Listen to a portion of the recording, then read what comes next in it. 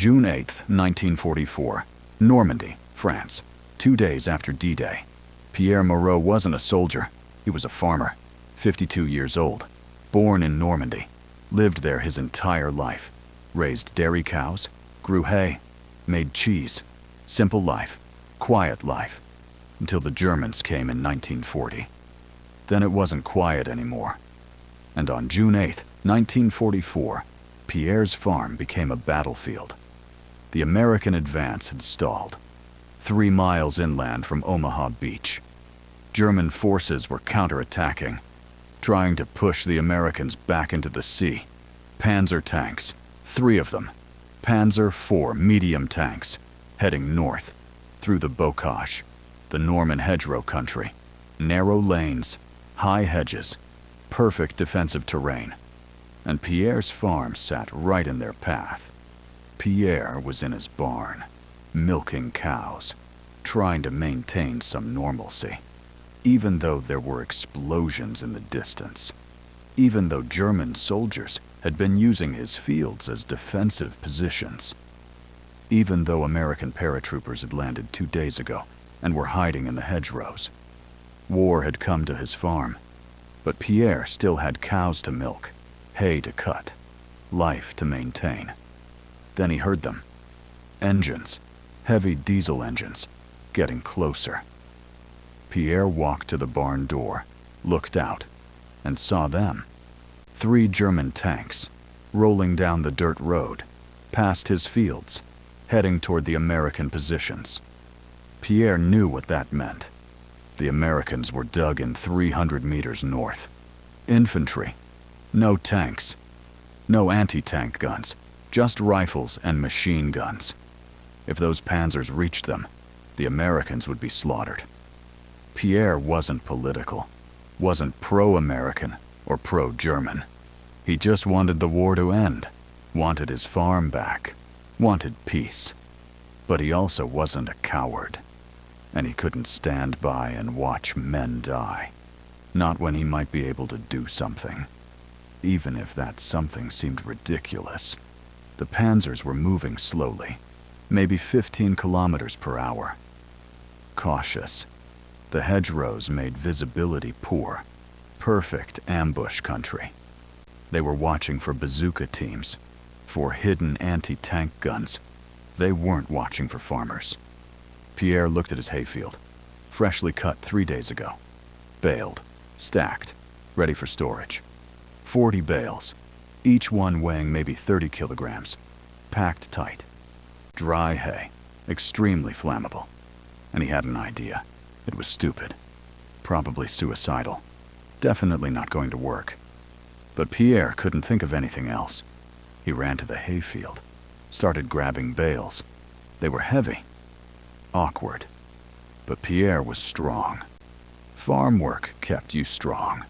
He carried the first bale to the road, the narrow dirt lane the Panzers were using, dropped it in the middle, ran back, grabbed another, dropped it. Another. By the time the lead Panzer came around the bend, Pierre had stacked 12 hay bales across the road. A wall, maybe chest high, maybe 2 meters wide, blocking the lane completely. The Panzer commander, visible in the open hatch, saw it. Saw Pierre standing beside the hay wall. La, commander shouted something in German. Pierre didn't understand. Didn't matter. The Panzer kept coming. Slowly. The commander probably thought, it's just hay. We'll push through. 30 tons of steel versus dried grass. Not even a contest. Pierre pulled out his lighter, a simple farm lighter. Used for lighting his pipe, he lit the corner of a hay bale. It caught immediately. Dry hay burns fast. Within seconds, the entire bale was burning. The fire spread to the next bale, and the next. Within 30 seconds, Pierre's hay wall was a wall of fire. Flames 3 meters high, black smoke pouring into the sky. The narrow lane was completely blocked, not by steel, not by concrete, by burning hay. The Panzer stopped, 20 meters from the fire. The commander was yelling. Pierre could see him, angry, frustrated. The Panzer couldn't go forward. The fire was too hot, too big. The lane was too narrow to turn around. The hedgerows on both sides were too thick to push through. The Panzer was stuck, and the 2 Panzers behind it were stuck too. Blocked by the lead tank, blocked by burning hay. Pierre didn't wait to see what happened next. He ran back to his barn, hid in the hay loft, waited. He could hear the Germans shouting, engines revving. They were trying to reverse, get around, find another route. But the bocage didn't have many routes. The lanes were limited, and now one was blocked by a farmer and 40 bales of hay. What Pierre didn't know, what he couldn't have known, was that 300 meters north, a squad of American paratroopers was watching. Through binoculars, they saw the Panzers, saw them stop, saw the fire, and they saw an opportunity. While the Germans were confused, stuck, trying to maneuver, the Americans attacked. Bazookas. 2 teams. They hit the lead Panzer from the side, penetrated the armor. The Panzer brewed up, exploded. Crew bailed. The 2nd Panzer tried to reverse, got hit, disabled. The 3rd Panzer managed to escape, reversed back down the lane, fled. 2 Panzers destroyed, 1 driven off. The American position held. The counterattack failed, all because a 52-year-old French farmer decided to block a road with burning hay. The Germans called it sabotage. The Americans called it genius. Pierre called it desperation. But whatever you called it, it worked. And the American advance continued because of hay. This is the story of the farmer who stopped tanks with agricultural supplies. The improvisation that the military never planned for, but worked anyway. Because sometimes you don't need armor to stop armor. You just need fire. And hay. Who was Pierre Moreau? Pierre Moreau was born in 1892 in Normandy. Small village, farming community. His family had farmed the same land for generations, hundreds of years. Pierre inherited the farm from his father in 1920, after World War I.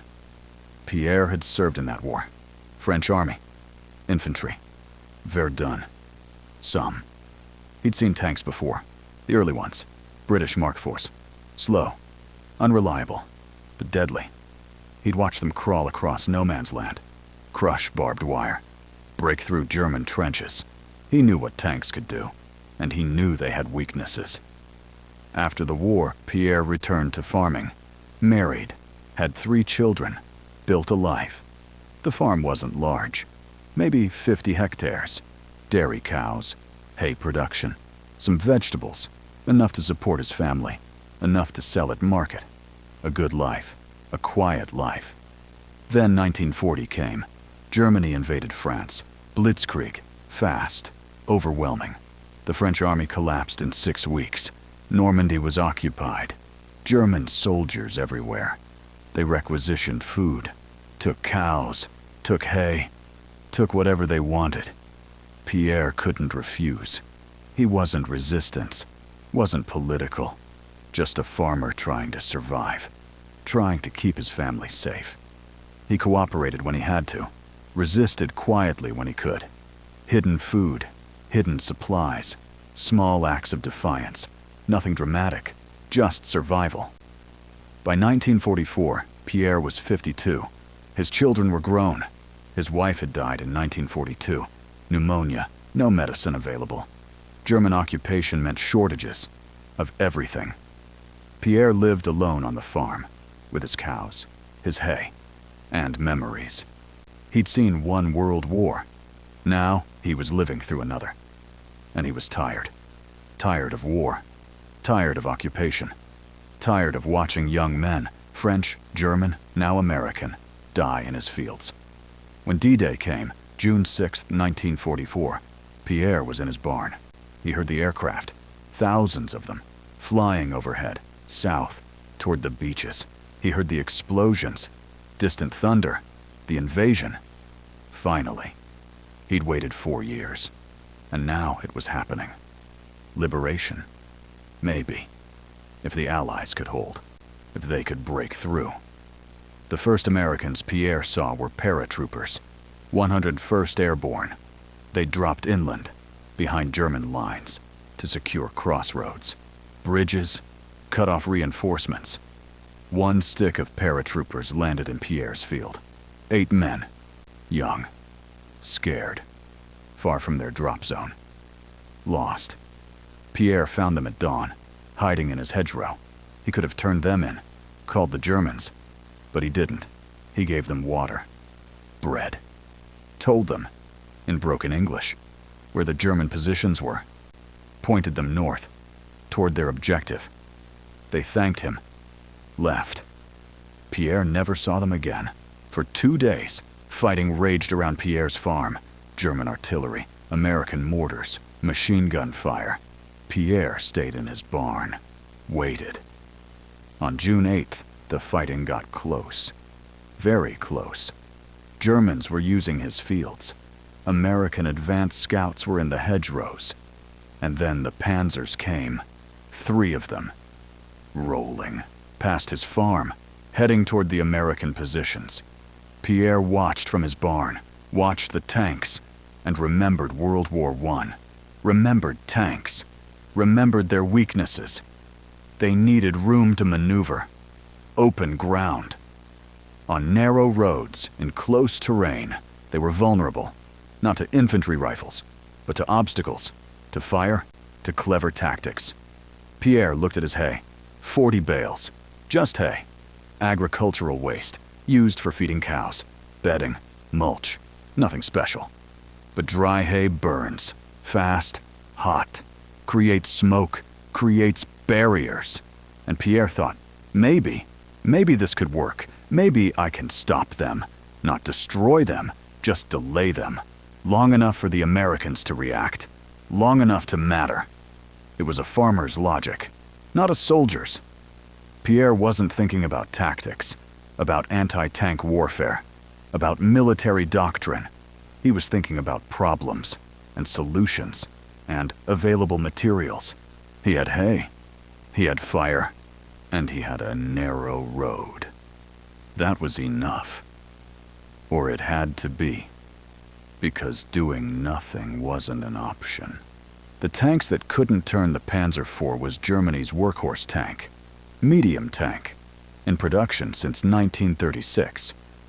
By 1944, it was outclassed by newer tanks, Tigers, Panthers. But the Panzer IV was still effective, reliable, well-armored, and Germany had thousands of them. The Panzer IV weighed 25 tons, mounted a 75mm main gun, capable of destroying any Allied medium tank. Frontal armor was 80mm, thick enough to stop most anti-tank weapons at range. The crew was 5. Commander, gunner, loader, driver, radio operator.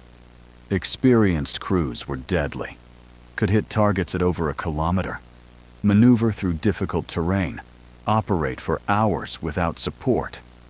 But the Panzer IV had weaknesses. Every tank does. And in Normandy, those weaknesses were critical. The first weakness was mobility. The Panzer IV was designed for open terrain, plains, deserts, places where tanks could maneuver, use their speed, their range, their firepower. Normandy wasn't open terrain.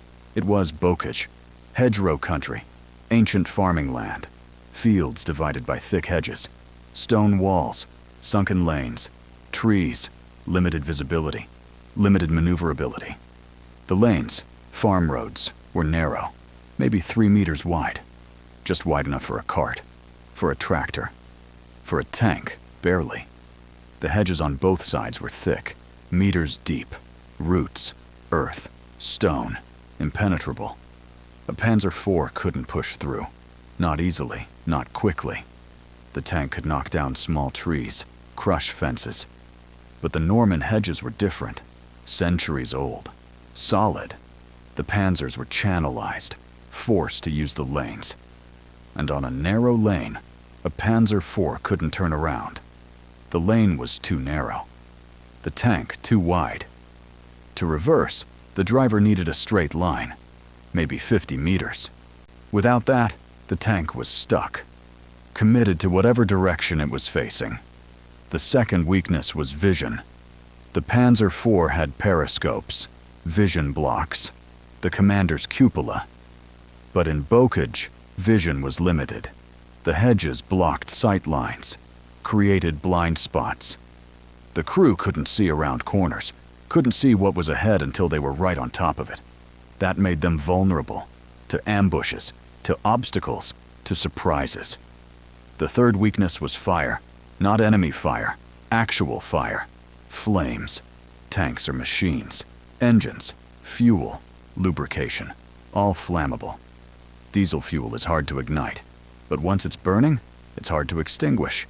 And tanks ventilate. Air intakes. Engine cooling. Exhaust. If fire gets into those systems, the tank becomes an oven. The crew has to bail, abandon the tank, or burn. Pierre Moreau didn't know all this, not technically, but he understood the principles. He'd seen tanks in World War I, seen them stuck in mud, stuck on obstacles, seen them burn. And he knew his land, the bocage, the lanes, the limitations. He knew that a tank on a narrow lane couldn't maneuver, couldn't turn, couldn't escape.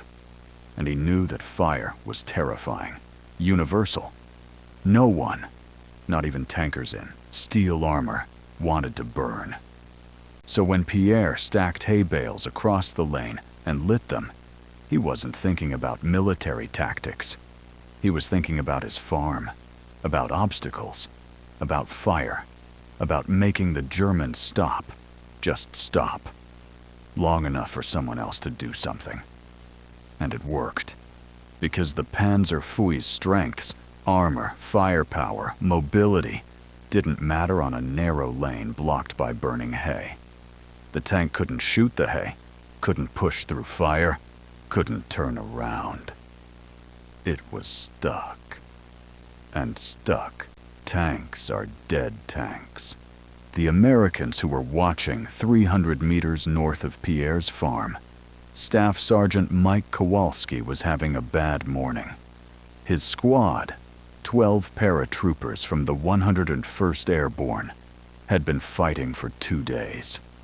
Since they'd dropped on D-Day, they'd missed their drop zone, landed scattered, regrouped slowly, and now they were dug in at a crossroads. Orders: hold this position. Don't let German reinforcements through. But they didn't have anti-tank weapons, not real ones. 2 bazookas, shoulder-fired rocket launchers, effective at close range, against light armor. But against Panzer IVs, at range, not good odds. Each bazooka had 4 rockets, 8 rockets total. And Kowalski had 12 men to protect. If German tanks came, they'd have to get close, very close. Hope for side shots. Hope the rockets penetrated. Hope they got lucky. At 0830 hours, Kowalski's radio operator, Private Chen, called out, "Sergeant! Tanks! South! 3 Panzers!" Kowalski grabbed his binoculars, scanned south, and saw them. 3 Panzer IVs, rolling slowly down the farm lane, heading directly toward his position. Kowalski's stomach dropped. How far? Chen. Maybe half a click, 500 meters. Kowalski did the math. At 15 clicks per hour, the Panzers would reach his position in 2 minutes, maybe 3. And his bazookas were effective at maybe 100 meters, against moving tanks, with inexperienced crews. Bad odds. Kowalski ordered his men, "Get the bazookas ready. Wait for my signal. We shoot when they're close. Aim for the sides. Tracks if you can." His bazooka teams, 4 men total, moved into position. crouched behind the hedgerow, waited. The rest of the squad covered with rifles, useless against tanks. But they had nothing else. Kowalski watched through his binoculars, watched the Panzers approach, and prepared to lose half his men. Because that's what happened when infantry fought tanks without support. They died. Then something strange happened. The Panzer stopped. Kowalski saw it through his binoculars. The lead Panzer just stopped. Middle of the lane. The other two stopped behind it. Kowalski was confused. Why'd they stop? Chen shrugged. Maybe they saw us. Kowalski shook his head. We're in the hedgerow. No way they spotted us at this range. Then Kowalski saw the smoke. Black smoke, rising from where the Panzers had stopped. What the hell is that? He adjusted his binoculars, focused, and saw it. Fire. A wall of fire. Across the lane, blocking the Panzers, and a farmer, old guy, running away from the fire.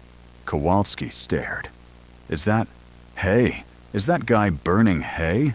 Chen looked. Holy shit, he is.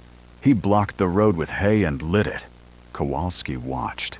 The Panzers were stuck. The lead Panzer's commander was in the hatch, yelling, pointing, trying to figure out what to do. The Panzer couldn't go forward. Fire too hot. Couldn't turn around. Lane too narrow. The Germans were stuck and confused. And that gave Kowalski an idea. Chen, get the bazooka teams up. We're attacking now. Chen, now? They're 500 meters away. Kowalski, exactly. They're not moving. They're not watching us. They're watching the fire. We can get close. Kowalski led his squad forward, through the hedgerow, using the hedges as cover. The Germans weren't watching. They were focused on the fire, on the blocked lane, on trying to figure out how to get around. Kowalski's squad moved fast. Low. Quiet. Close to 200 meters. 150. 100. The bazookas had a chance now. Kowalski signaled. Hit the lead Panzer! Side shot! Now! 2 bazookas fired simultaneously. Whoosh! Whoosh! 2 rockets streaked across the field. Hit the lead Panzer. 1 hit the turret side. Penetrated. Explosion inside. The second hit the hull. Penetrated the thinner side armor. Another explosion. The Panzer lurched. Stopped. Smoke poured from the hatches. The crew bailed. Scrambling out. On fire. The Panzer was dead. The second Panzer tried to reverse, but the lane was narrow. The disabled lead Panzer was blocking. The driver couldn't see, couldn't maneuver. Kowalski's bazookas reloaded, fired again, hit the second Panzer, engine compartment. The Panzer stopped, burning. Crew bailed. The third Panzer, further back, saw what was happening, reversed, fast, disappeared around the bend, retreated. 2 Panzers destroyed, 1 driven off, in less than 2 minutes. All because they'd been stopped by burning hay. All because they'd been confused, distracted, vulnerable. And all because a French farmer had decided to block a road with agricultural supplies. Kowalski lowered his binoculars, looked at Chen. Did we just win because of a farmer and some hay? Chen grinned. Yes, Sergeant. Yes, we did. Kowalski shook his head. I'm putting that in my report. Nobody's going to believe it. But I'm writing it down anyway. The farmer who became a legend. After the ambush, Kowalski's squad secured the area. The 2 destroyed Panzers were still burning. German crew members, those who survived, were captured. Sent to the rear. POWs. The immediate threat was over. The American advance could continue. And Kowalski wanted to find the farmer, the guy who'd started all this. He found Pierre in his barn, hiding in the hayloft, covered in soot, smelling like smoke, scared. Pierre thought he was about to be arrested. Or shot. He destroyed German tanks. That was sabotage, punishable by death. The Germans had made that clear, for 4 years. But instead of Germans, American soldiers came, led by a sergeant, who was smiling. Kowalski climbed into the hayloft, found Pierre, extended his hand. "Sir, I don't know if you speak English, but thank you. You just saved my squad." Pierre stared, didn't understand. Kowalski tried again. Slower. "Thank you. You saved us." He pointed outside, at the burning Panzers, then at Pierre, then gave a thumbs up. Pierre understood, smiled, shook Kowalski's hand. He replied in French. Kowalski didn't understand, but tone was universal. Pierre was saying, "I just did what I could. Glad it helped." Kowalski called for his translator, Private Dubois, French-Canadian, bilingual. Dubois arrived, talked to Pierre, translated. Pierre explained, "I saw the tanks, saw they were going toward your position, knew you couldn't stop them, not without help. So I tried to slow them down. Give you time. I didn't think it would work, but it did." Dubois translated. Kowalski laughed. "Slow them down? You stopped them cold. 2 destroyed. That was perfect." Pierre shrugged. "Just hay and fire. Nothing special." But it was special. Word spread fast. Through the battalion, through the division. The story of the French farmer who stopped Panzers with burning hay. Soldiers loved it. It was David versus Goliath. Improvisation versus technology. Agriculture versus armor. And the farmer had won. The division commander, Brigadier General Taylor, heard the story. Wanted to meet Pierre. Came to the farm with his staff. Found Pierre milking cows, like nothing had happened. Taylor, through a translator, thanked Pierre. "You helped us. You risked your life. The American army is grateful." Pierre was embarrassed. "I'm just a farmer. I have hay. I used it." Taylor wanted to give Pierre a medal, a commendation, something. But Pierre refused. "I don't need medals. I just want my farm back. I want peace." Taylor understood. Instead, he offered protection. "Your farm is now under American protection. No requisitions. No soldiers billeted here without your permission. You've earned that." Pierre accepted. "Thank you. That's all I need." But the story didn't end there, because other farmers heard about it, throughout Normandy, and they started doing the same thing. Blocking roads with hay, with lumber, with farm equipment. Lighting fires, creating obstacles. The bocage, already difficult for tanks, became a nightmare. Every lane was a potential trap. Every farm a potential ambush. German armor couldn't move freely, couldn't reinforce. The American advance accelerated. The tactic wasn't official, wasn't planned, wasn't in any manual, but it worked, and it spread. Because farmers are practical. They see problems, find solutions, use what they have. Pierre Moreau showed them that hay, simple, agricultural hay, could stop tanks. And once one farmer did it, others followed. The bocage became a graveyard for German armor. Not just from American bazookas, but from French farmers, with hay and fire and courage. Why it worked. The engineering. After the war, military historians studied the Normandy campaign, analyzed why the bocage was so deadly for German armor, why tanks, which dominated open warfare, struggled in hedgerow country. And one factor kept coming up. Obstacles. Simple obstacles. Not sophisticated. Not engineered. Just barriers. Things that forced tanks to stop, to reroute, to become vulnerable. Burning hay was never mentioned in pre-war doctrine. No military planner thought, Let's use agricultural materials as anti-tank obstacles. But in practice, it worked. And here's why. First, fire. Tanks are vulnerable to fire. Not because the armor burns, steel doesn't burn, but because the crew does. Tank interiors reach extreme temperatures when external fire is present. The engine compartment is ventilated. Air flows through. If fire is nearby, hot air and smoke get sucked in. The engine overheats. The crew suffocates. Smoke inhalation. Carbon monoxide. Tankers know this. They fear fire more than armor-piercing shells, because fire is inescapable. If the tank is burning, you bail. Or you die. Second, smoke. Burning hay produces dense smoke, black, choking, obscures vision completely. Tank crews depend on vision, periscopes, vision, blocks, commander's cupola. When smoke blocks those, the crew is blind, can't see threats, can't navigate, can't fight. The tank becomes a steel coffin, immobilized by invisibility. Third, heat. Hay burns hot.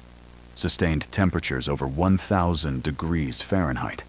That's hot enough to damage tank components, rubber seals, hoses, external equipment.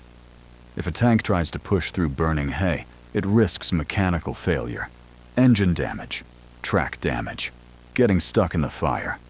No tank commander takes that risk. Not when there are alternatives.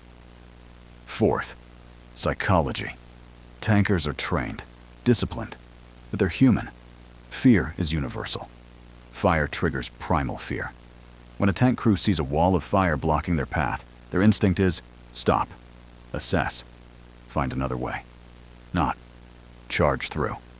That hesitation, those few seconds of indecision, creates vulnerability. Infantry can exploit that. Ambush, flank, attack while the enemy is confused. Fifth, terrain. The bocage amplified everything. On open ground, a burning hay wall would be annoying. Tanks could drive around, outflank. In the bocage, there was no around. The lanes were the only routes. The hedges prevented maneuver. A burning hay wall on a narrow lane was absolute. Either you extinguish it or you turn back. And extinguishing takes time, equipment, water. While you're doing that, you're stationary, vulnerable, dead. Pierre Moreau didn't analyze any of this. He didn't think about psychology or engineering. He thought, tanks need roads. Fire blocks roads. I have hay. Hay burns. Simple. But that simplicity was genius, because complicated solutions often fail. Simple solutions, grounded in basic principles, work. Fire stops tanks. Hay makes fire. That's all you need. The U.S. Army studied Pierre's action.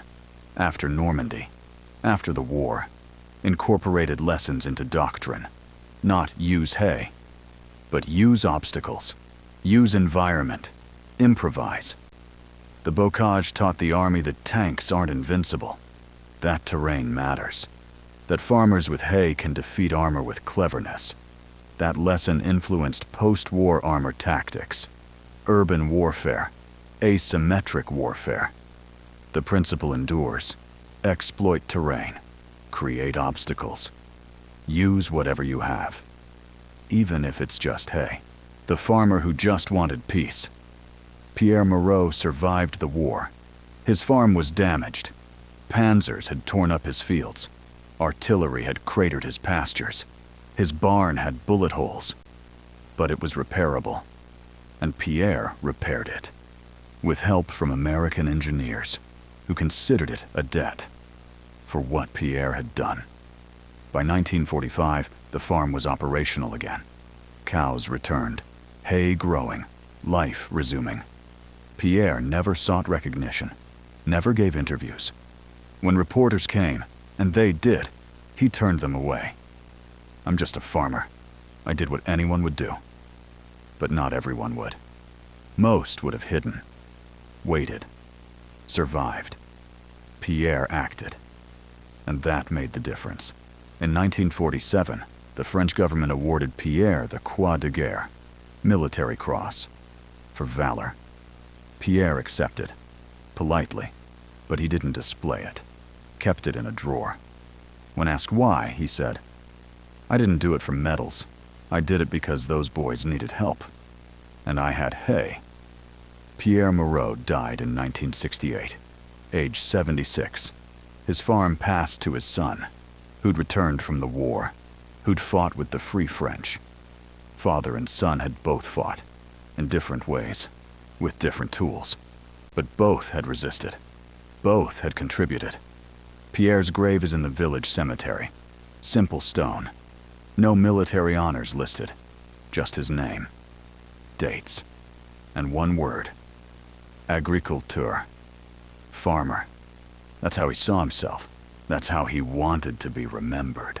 Not as a resistance fighter, not as a hero, just a farmer who used his farm to help in his own way.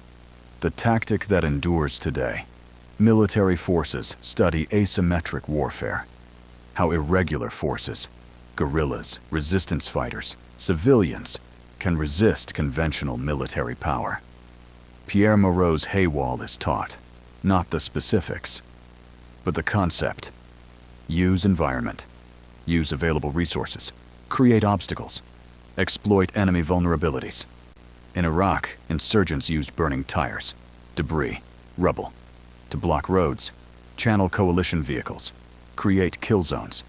Same principle as Pierre's hay. Different war, same effectiveness.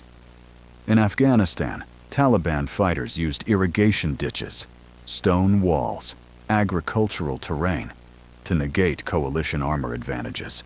Same as Bocage, same as Normandy. The lesson isn't use hay. The lesson is conventional forces depend on mobility, on maneuver, on freedom of movement.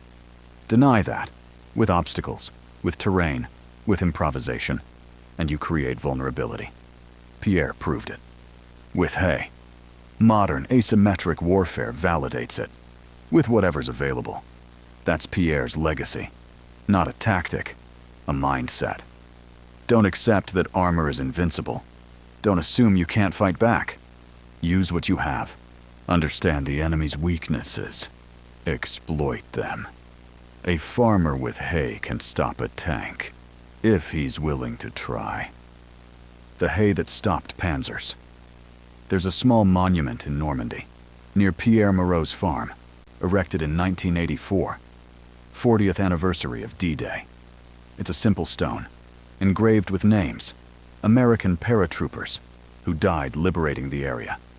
And at the bottom, one line, Avec l'aide d'un fermier courageux, with the help of a brave farmer. No name.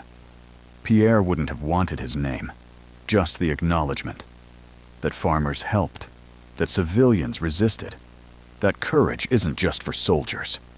Because on June 8, 1944, Pierre Moreau saw 3 German tanks rolling toward American positions, positions that couldn't defend against armor. He had seconds to decide. Hide or act. He chose to act. With hay, with fire, with desperation and courage and a farmer's practical logic. And it worked. The Panzers stopped, confused, vulnerable. The Americans attacked, won, advanced, liberated Normandy, liberated France, won the war because of thousands of decisions, thousands of actions, thousands of moments of courage, including one farmer. With hay, Pierre never claimed credit, never sought glory. He just said, I had hay. I used it. That's all. But that's everything. That's the lesson. Use what you have. Don't wait for perfect. Don't wait for help. Act with whatever's available, even if it's just hay. Military planners didn't anticipate hay as an anti-tank weapon, didn't train for it, didn't plan for it.